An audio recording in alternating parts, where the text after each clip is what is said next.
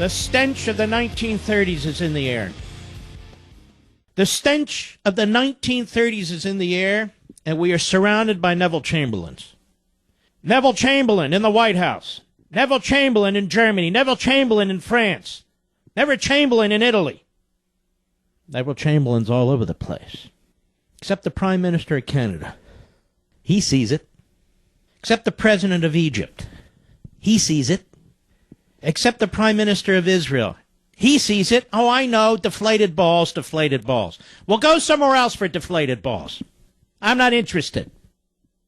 And yet, the rise of the new Third Reich, the rise of the new fascism, is really quite old in the form of the Islamo-Nazis. The Muslim Crusades are back. And no, I'm not talking about law-abiding civil Muslims. We know exactly who I'm talking about. We see them in the Middle East. We see them in North Africa. We see them in Southeast Asia.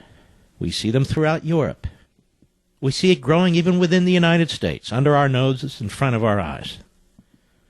Ladies and gentlemen, Christians are being slaughtered in the Middle East, and the president says nothing. Nothing. Muslims are being slaughtered in the Middle East, and the president says nothing. Another country falls to another Islamo-Nazi regime, and we are negotiating with that regime in Tehran. In Tehran. There are a couple of Churchills, as I said, Netanyahu in Canada and also in Egypt, in their willingness to discuss the enemy, and this is an enemy. We, at the beginning of World War III, as I've said for months, and many people in this country don't even recognize it, we have 1,700 private jets flying off to Davos to discuss global warming. 1,700 private jets, Breitbart reports, to Davos, Switzerland, to discuss global warming at the annual World Economic Forum. 40 heads of state, 2,500 top business executives, while genocide is going on in the world. Genocide. Who speaks up for these people? We have two poor Japanese men, like the men before them, staring at us at photographs. Staring at us in photographs with the look of death on their faces. Surely knowing that death is soon upon them. A gruesome death, a horrific death. Ladies and gentlemen, the barbarians are on the rise. The barbarians are on the move. They want to drag us back out of the Enlightenment, out of the civil society, into their hell. And the West, well, the West has protests in France where people march. They go to Davos, Switzerland, and talk about a fantasy called global warming, busy redistributing wealth, busy hollowing out their militaries, busy opening their borders to everybody and anybody who wants to crawl across, no matter whether they have good or bad intentions, whether they hate or love. You're not allowed to say anything about it. You're not allowed to demand that physical barriers be built to protect us. No, you're not allowed to do any of it. And so I have a question to ask you. Whose side is President Obama on? I ask this with all earnestness. Not to be provocative or controversial. I don't need that. I'm not interested in that. Whose side is he on? He is threatening members of Congress. He's threatening the Prime Minister of Israel as he protects the Islamo-Nazi regime in Tehran, which exports terrorism, which is building its own caliphate in the Middle East. What kind of behavior is this from a President of the United States, a Commander-in-Chief of the United States? Does he so despise the West? Does he so despise his own country and those who are our allies that he would institute policies and defend them to the hilt that endanger our country and our allies? Is this really a man who's just confused or following the wrong path? I don't think so. I don't think so. Where is the speech, Mr. President, about the Christians? Where's the speech, Mr. President, about the Jews? Where's the speech, Mr. President, about the women and the babies? Where's the speech? Why is it that you're still flying around the United States, acting as if we're not in the beginning of World War III? going on and on about your great deeds, going into Idaho and Kentucky and whatever the hell else you're doing. Nobody's even paying attention. The enemy's on the move. The enemy is slaughtering, destroying. Where are you, Mr. President? What's your problem?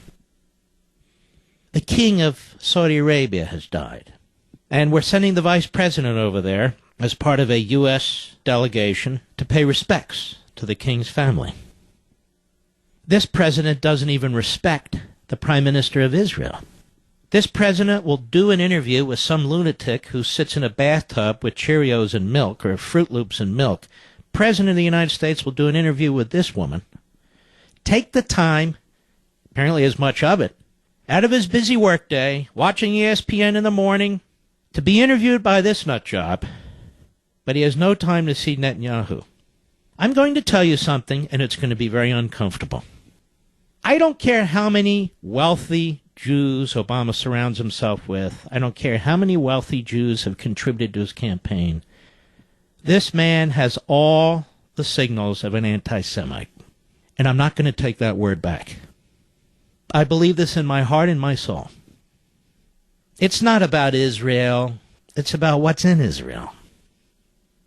You know, in the New York City Council, today I think it was, maybe yesterday, they were talking about Auschwitz. Over 1 million people put to death there. Pretty unbelievable. And the New York City Council, not exactly a right-wing organization, is planning a trip to Israel. Well, this could not be accepted by a group of protesters who were in the gallery at the New York City Council and unfurled the Palestinian flag and objected in the most vile ways possible about the Jews. This is going on, ladies and gentlemen, on college campuses throughout America. This is what happens when you have open borders. This is what happens when you don't vet people. This is what happens when you change a country from within. We're only about 5, 6, 7, 8 years behind Europe, but we're headed there. After this was done, there was a brave city councilman in New York, a moderate Democrat, I understand, who'd had about enough of this. An Orthodox Jewish gentleman by the name of David Greenfield. And whether you're Jewish or Gentile or neither, I think his words are worth hearing. And I'm going to play them for you because you will not hear them on any news network or cable show. And I want to thank my friend Brian at Right Scoop for capturing this. Turn up your volume. Take a listen. This is a city council member, David Greenfield, in New York, after the Palestinians protested and were saying the most outrageous, disgusting things about Jews, as they had just finished talking about Auschwitz. Go ahead. I've waited my turn here. I've followed protocol in the New York City Council and haven't spoken out because I respect this chamber. I have to tell you, I'm still shaken to my core. I'm upset. I'm angry. But I'll tell you honestly, I'm actually somewhat pleased at what we saw here today. If you're wondering why I'm saying that is because for the last few weeks, we've heard from people who said, we don't dislike Jews. We only dislike the state of Israel. We have no problem with you. We simply don't want you to go to Israel. But we know that's not really at the core of what they were saying, and today they proved it. While we were discussing a resolution regarding the murder of 1.1 million human beings, I will point out that 90% of whom were Jewish, but the other 10% were political dissidents. They were Jehovah's Witnesses. They were gays. Those were the people who were being killed together in Auschwitz-Birkenau. While we were discussing that, they had the nerve, the chutzpah, the temerity to unfurl a Palestinian flag and to yell at us while we were discussing that. And so the reason I'm pleased is because we can stop pretending that this is about Israel when the reality is that every Middle Eastern country that is in existence today is not democratic and persecutes people of other faiths and persecutes gays and persecutes people who disagree with them and persecutes people on Twitter and persecutes women who drive, except for one country, which is the state of Israel. And so what you saw here today was naked, blind, anti-Semitism. That's what you saw, and that's what you watched, and that's what you witnessed.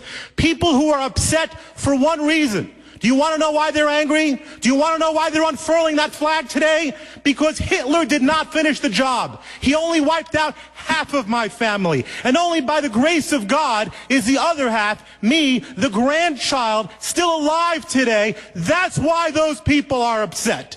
Shame on them. Shame on them for hating Jews. Shame on them for hating people. Shame on them for disrespecting the most diverse, democratically elected body in the United States of America. And that's why we go to Israel. We go to Israel to make a message that is clear, that we will not be cowered by this fear and by this hatred that we have, where these are people who would celebrate the death of Jews rather than mourn the death of innocents. I am embarrassed at what happened here today, but I am pleased that we finally see what this is all about. Good old-fashioned anti-Semitism. I'm telling you, ladies and gentlemen, this stench is growing in our own country. If you think it's just a Jewish thing, if you think it's just an Israeli thing, that's just the beginning. These forces are targeting us. We're in their sights. We are in their sights. Just like the early 1930s. What do you think about this, Barack Obama, what took place in the New York City Council chambers? Haven't heard you say a damn thing. Oh, yes, you talk about events that go on in this country. You cherry-pick them all the time, and you twist them to advance a radical left agenda, a racist agenda. And I'm going to go one step further than this, Councilman. And I'm going to go one step further and say the truth. This president's anti-Semitism is catching on. It's catching on the colleges and the universities.